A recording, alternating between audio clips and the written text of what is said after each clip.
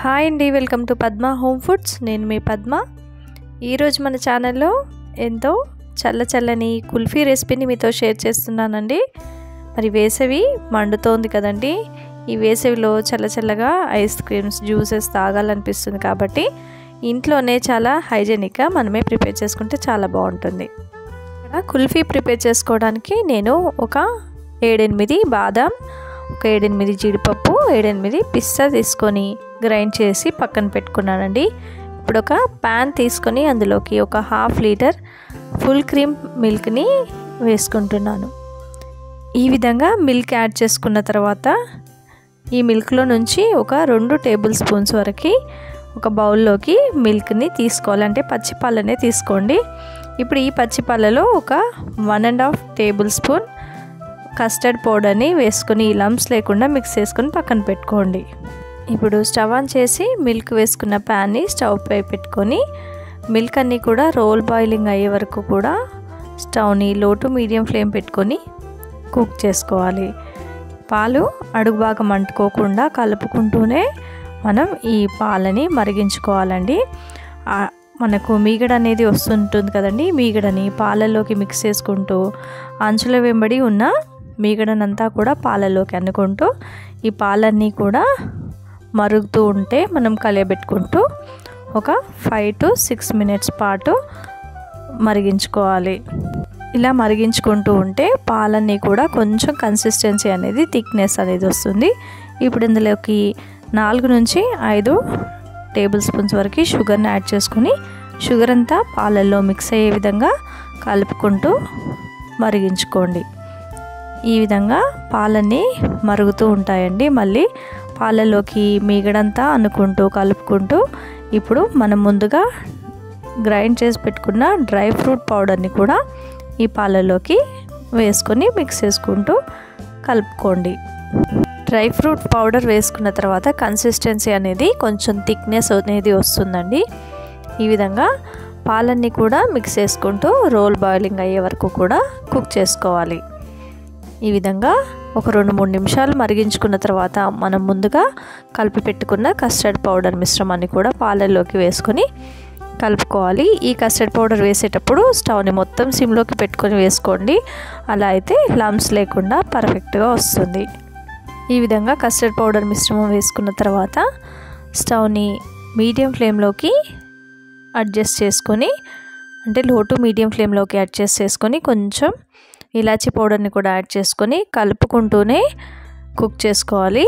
ఈ విధంగా ఒక 3-4 నిమిషాల పాటు కుక్ చేసుకున్నారంటే మనకు కన్సిస్టెన్సీ అనేది ఇంకొంచెం థిక్నెస్ అనేది వస్తుందండి. ఈ విధంగా కొంచెం మనకు బుడగలుగా మరుగుతున్నప్పుడు స్టవ్ని ఆపేసి ఈ మిశ్రమాన్ని పూర్తిగా చల్లారే వరకు చల్లారబెట్టుకోవాలి. చల్లారిన తర్వాత చూడండి కన్సిస్టెన్సీ అనేది ఇంకొంచెం థిక్నెస్ అనేది వస్తుంది. ఇప్పుడు ఇక్కడ నేను కుల్ఫీ వేసుకోవటానికి ఈ విధంగా 6 ర్యాక్స్ ఉన్న ఒక కుల్ఫీ బాక్స్ని తీసుకున్నాను. ఇందులోకి ముందుగా ప్రిపేర్ చేసుకున్న కుల్ఫీ మిశ్రమాన్ని అన్నిట్లలో కూడా ఫిల్ చేసుకోవాలి. ఈ విధంగా అన్ని ర్యాక్స్లలోకి కూడా కుల్ఫీ మిశ్రమాన్ని వేసుకొని ఫిల్ చేసుకుంటే చాలా టేస్టీగా ఉంటుంది. ఇందులోకి మనం ఏ క్రీమ్ కానీ పాలమీగడని కానీ యాడ్ చేసుకునే అవసరం లేదండి. చాలా సింపుల్ మెథడ్గా కుల్ఫీని అయితే ఈజీగా ఇంట్లోనే ప్రిపేర్ చేసుకోవచ్చు. ఈ విధంగా అన్ని ర్యాక్స్లోకి కుల్ఫీ మిశ్రమాన్ని ఫిల్ చేసుకొని పైనుంచి అల్యూమినియం ఫాయిల్ని కవర్ చేసుకోవాలి. తర్వాత మనం ఇక్కడ ఐస్ క్రీమ్ స్టిక్స్తో కానీ, లేదంటే ఇక్కడ నాకు కుల్ఫీకి వచ్చిన స్టిక్స్ తోటే నేను ఈ విధంగా కొంచెం హోల్ని చేసేసి ఆ స్టిక్స్ని వీటిలలో అరేంజ్ చేసుకోవడానికి ఈ విధంగా హోల్స్ అయితే వేసుకున్నాను. ఈ విధంగా హోల్స్ చేసుకున్న తర్వాత ఐస్ క్రీమ్స్కి వచ్చిన ఈ స్టిక్స్ని ఇందులోకి అరేంజ్ చేశాను. ఈ విధంగా అన్నిటినీ కూడా అరేంజ్ చేసుకున్న తర్వాత ఈ ఐస్ క్రీమ్ బాక్స్ని మనం ఫ్రిడ్జ్లో కనీసం 10 to 12 అవర్స్ పాటు పెట్టుకున్నామంటే మనకెంతో చల్లని ఐస్ క్రీమ్ అనేది రెడీ అయిపోతుందండి. చాలా టేస్టీగా ఉంటుంది. చాలా సింపుల్ ప్రాసెస్ కదా. మరి ఈ విధంగా ఫ్రిడ్జ్లో పెట్టి నెక్స్ట్ డే రోజు మీకు చూపిస్తున్నానండి. చూడండి, ఇక్కడ అల్యూమినియం ఫాయిల్ తీసి చూపిస్తున్నాను. కుల్ఫీ అనేది మొత్తం గట్టిగా అయిపోయి చాలా పర్ఫెక్ట్గా రెడీ అయిపోయిందండి.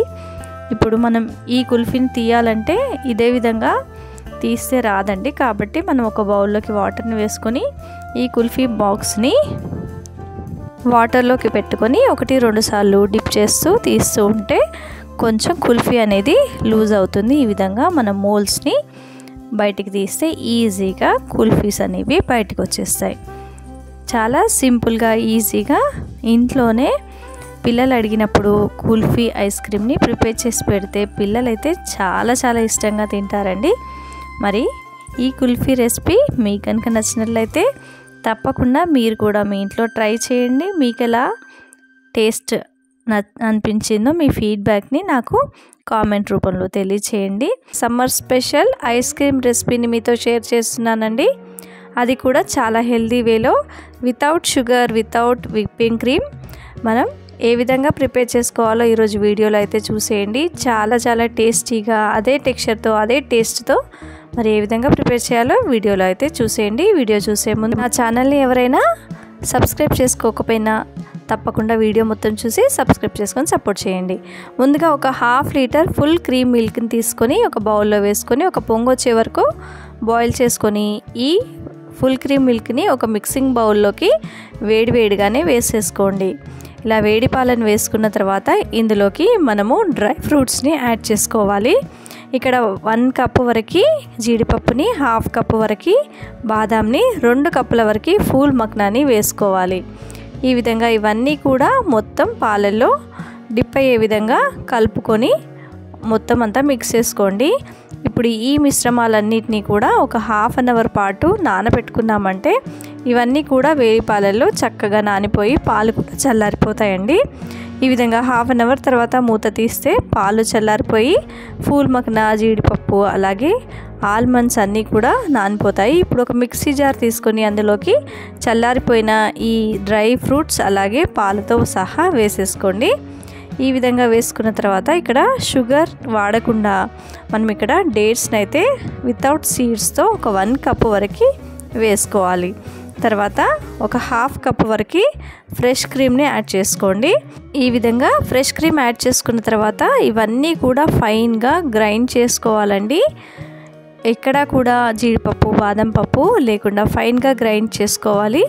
ఈ విధంగా గ్రైండ్ చేసుకున్న తర్వాత ఒక గ్లాస్ కంటైనర్ తీసుకొని అందులోకి ఈ మిశ్రమాన్నంతా కూడా వేసుకోండి. ఈ విధంగా వేసుకోవాలి. ఇక్కడ టెక్స్చర్ అనేది, కన్సిస్టెన్సీ అనేది ఈ విధంగా ఉంటుందండి. ఇలా మొత్తం అంతా కూడా స్ప్రెడ్ చేసుకొని ఈవెన్గా గ్లాస్ కంటైనర్లోకి చేంజ్ చేసుకున్న తర్వాత పైనుంచి బాదం, జీడిపప్పు, పిస్తా ఇవన్నీ కూడా గార్నిష్గా వేసుకోండి.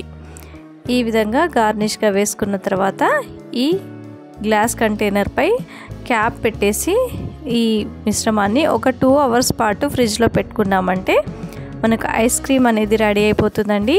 చాలా ఈజీగా హెల్తీగా మనం ప్రిపేర్ చేసుకోవచ్చండి. ఈ విధంగా కంటైనర్పై లిడ్ పెట్టుకొని 2 అవర్స్ పాటు ఫ్రిడ్జ్లో పెట్టుకున్నామంటే చూడండి, ఇక్కడ 2 అవర్స్ అయిపోయిన తర్వాత నేను మళ్ళీ మీకు ఓపెన్ చేసి స్కూప్ అవుట్ చేసి చూపిస్తున్నాను. చాలా పర్ఫెక్ట్గా, చాలా టేస్టీగా అదే టేస్ట్ అదే టెక్స్చర్తో మనకు ఐస్ క్రీమ్ అయితే ప్రిపేర్ అయిపోతుందండి. చాలా healthy and costly ice cream అని చెప్పొచ్చు. మనం బయట కొనాలంటే ఈ ఐస్ క్రీమ్ కాస్ట్ చాలా ఉంటుందండి. మరి ఇంట్లోనే మనం ఈ విధంగా పిల్లలకు చేసి పెడితే చాలా బాగుంటుంది, చాలా ఇష్టంగా తింటారు. మరి ఈ వీడియో మీకు కనుక నచ్చినట్లయితే తప్పకుండా లైక్ చేయండి, షేర్ చేయండి, నా ఛానల్ని సబ్స్క్రైబ్ చేసుకుని పక్కనే ఉన్న బెల్ ఐకాన్ని యాక్టివేట్లో పెట్టుకున్నారంటే నేను ఏ వీడియో అప్లోడ్ చేసినా కూడా మీకు నోటిఫికేషన్లో వస్తుంది. Thanks for watching.